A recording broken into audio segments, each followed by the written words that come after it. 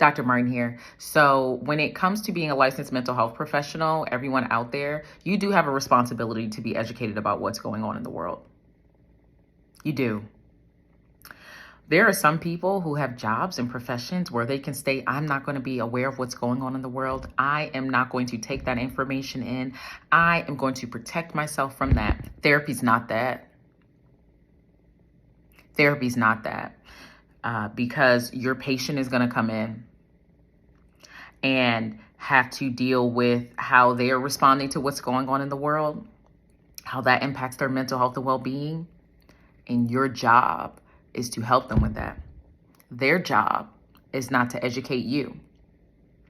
If you feel as though you are not in a place to, if you're not educated enough, if you don't know your opinion on a topic, if you feel as though you are not in a place to be receptive to the difficulties that someone is going to, whether it's political, socioeconomic, you don't know your views on certain topics, you are not ready to be in session that week. You are not available to do session that week. You may need to find someone else to cover your cases and give your patients a heads up, because you can do more harm being in a space and having to have someone re-traumatize themselves and educate you on a topic than you would do if you just weren't in the room.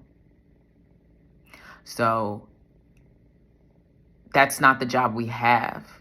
Therapists, psychologists, psychiatrists, psychiatric nurse practitioners, that's not the job we have.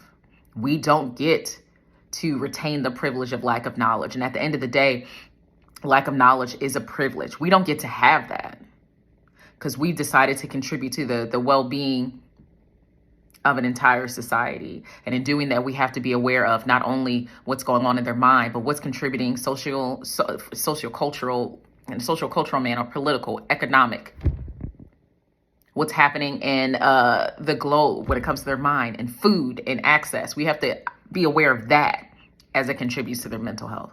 So I will acknowledge the fact that there are some individuals you want to maintain the privilege of not knowing. It's very much a privilege not to be educated on stuff.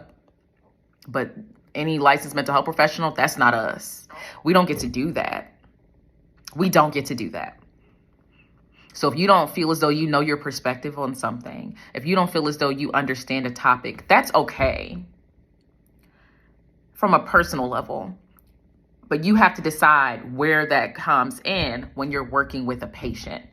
If you realize that you need to take more time to educate yourself, you can't just sit there and hope and wish and pray that your patient doesn't come in and ask you about a difficult topic that you have no way to understand it or grasp it in order to help them. You can't just hope that your patients don't come in wanting to talk about adultification, dehumanization, collective punishment, genocide. You don't get to do that.